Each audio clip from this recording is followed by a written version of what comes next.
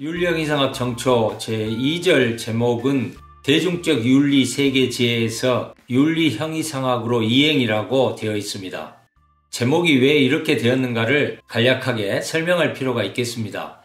머릿말에서는 대중적 도덕 철학이라고 썼는데 여기서는 대중적 윤리 세계 지혜라는 표현으로 대치해서 쓰고 있습니다.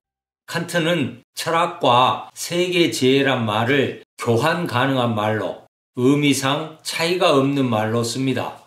그렇게 보면 도덕 철학이란 말이나 윤리 세계 지혜란 말이나 같은 뜻이라고 보면 되겠습니다. 앞선 머릿말 부분 강의에서 우리는 이렇게 설명을 했죠. 칸트의 탐구 방법은 분석적 방법과 종합적 방법이다. 분석적 방법은 도덕에 대한 보통 사람들의 평범한 인식이나 도덕 의식에서 출발하여 도덕의 최상의 원리를 도출하는 방법이다. 이러한 접근 방법에 따라보면 여기서 제목이 이렇게 된 것을 이해할 수 있습니다.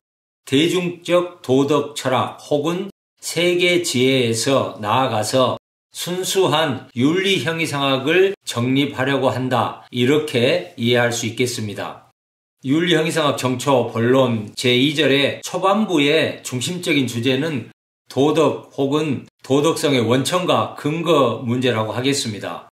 도덕의 원천과 근거가 무엇인가라고 하는 질문에 대한 칸트의 논의가 있는데 칸트의 논의를 따라가 보면서 논점을 정리해 보겠습니다. 첫 번째 논점은 이렇게 됩니다. 의무 혹은 도덕은 경험 개념에서 도출된 것이 아니다. 관련 부분을 그대로 인용해 보면 이렇습니다.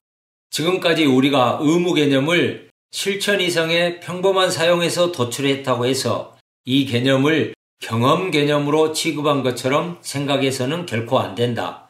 말하자면 칸트는 1절에서 보통 사람들의 평범한 도덕적 인식, 도덕적 의식, 도덕적 선이해에서 출발해서 도덕이 무엇인지 도덕의 본질을 논의했습니다.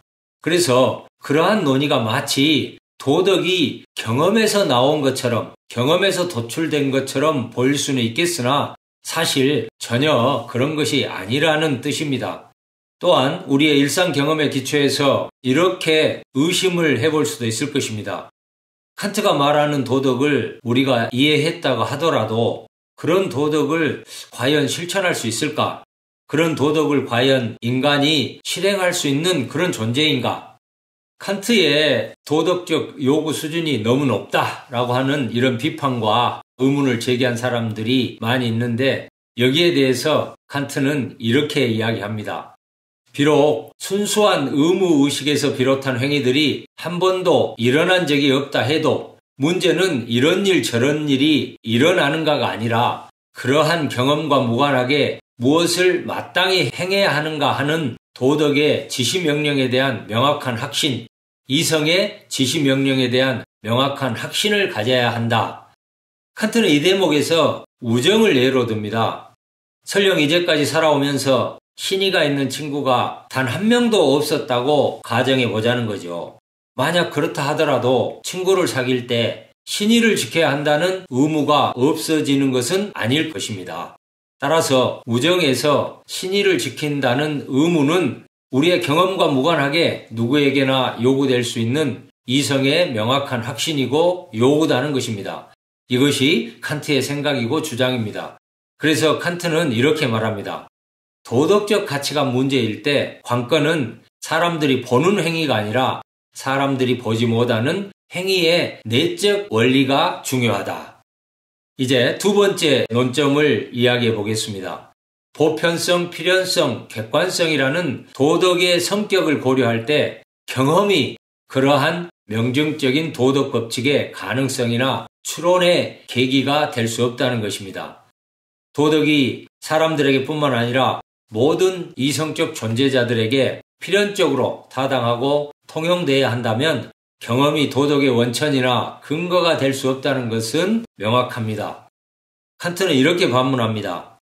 인간 세계의 우연적인 조건들 아래에서만 타당한 것을 모든 이성적 자연 존재자를 위한 보편적인 도덕 법칙으로 무제한적으로 존경을 할 수 있을까? 그것이 경험적인 것이라면 이성적 존재자 일반의 의지를 규정하는 법칙들로 간주될 수 있겠는가? 그럴 수 없다는 것이죠. 자, 이제 세 번째 논점. 도덕을 모범적인 신뢰들의 근거에서 정립하려는 것은 좋은 전략이 아니라는 것입니다. 그것은 순서가 뒤바뀐 얘기다. 칸트는 성경 복음서의 성자 예수를 신뢰로 설명합니다. 마태복음에 나오는 말인데 예수께서 이렇게 말했습니다. 왜 너희는 너희가 보고 있는 나를 선하다고 이르느냐? 너희가 보지 못하는 한 분 하나님 외에는 누구도 선하지 않다. 선의 원형이 아니다. 여기서 예수라는 모범 사례는 하나님과 비교되고 있는데 하나님은 도덕성의 완전한 이상이며 선의 원형이죠. 우리는 최고 선으로서 신의 이념을 이성이 윤리적으로 완전한 존재로 선험적으로 즉 경험과 무관하게 구상한 이념으로부터 얻게 됩니다. 그래서 칸트는 이런 결론을 냅니다. 윤리 도덕에서 신뢰들은 격려를 하는데 쓰일 수는 있지만 참된 원본을 제쳐놓고 신뢰들을 표준으로 삼을 수는 없다. 도덕의 원천과 근거에 대한 칸트의 생각과 주장을 몇 가지로 정리해 보도록 하겠습니다. 첫 번째, 학문 방법론이나 이론 철학의 인식 문제에도 그렇지만 도덕의 원리를 정립하기 위해서도 칸트는 자기 이전의 철학자들과는 전적으로 다른 새로운 길을 제시합니다. 칸트 이전의 철학자들은 도덕성의 원천을 외적인 자연, 공동체의 질서, 행복의 희구, 혹은 신의 의지, 인간의 도덕감 등 여러 가지 원리들에서 찾으려고 했습니다. 그런데 칸트는 이렇게 해가지고는 도덕의 객관적 타당성을 근거 지을 수 없다고 생각했습니다. 관련 부분을 인용해보면 이렇습니다. 사람들은 때로는 도덕 감정 같은 인간의 자연 본성을, 때로는 행복 추구를, 때로는 신의 의지나 완전성을 이론적 기초로 삼아 도덕성을 정립하려고 했다. 자, 두 번째 포인트는 도덕의 원리는 경험이 아니라 순수한 이성 개념에 의해서 확립될 수 있다. 관련 부분을 인용해 보겠습니다. 도덕의 원리는 온전히 선험적으로 일체의 경험적인 것에서 자유롭게 단적으로 순수한 이성 개념들 중에서 찾아질 수 있고 확립될 수 있을 뿐이다. 또 모든 도덕 개념들은 온전히 선험적으로 이성 안에 자신의 자리와 원천을 가진다. 이 점은 가장 평범한 인간 이성뿐만 아니라 최고로 사변적인 이성에서도 마찬가지다. 자, 세 번째로 도덕 법칙은 그것이 인간의 이성이든지 아니면 초인간적인 이성이든지 아니면 우리와 같은 능력을 갖는 존재로 생각되는 외계인의 이성이든지 간에 모든 이성 존재에 타당해야 한다.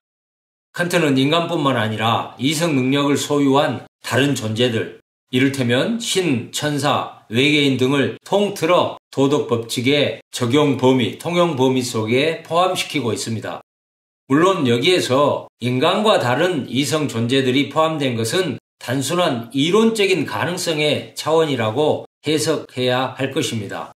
핵심점은 인간인가 아닌가 라고 하는 질문에 있지 않고 이성적인 존재인가 아닌가, 이성 능력을 소유하고 있는가 아니면 그렇지 않는가라고 하는 것이 결정적입니다.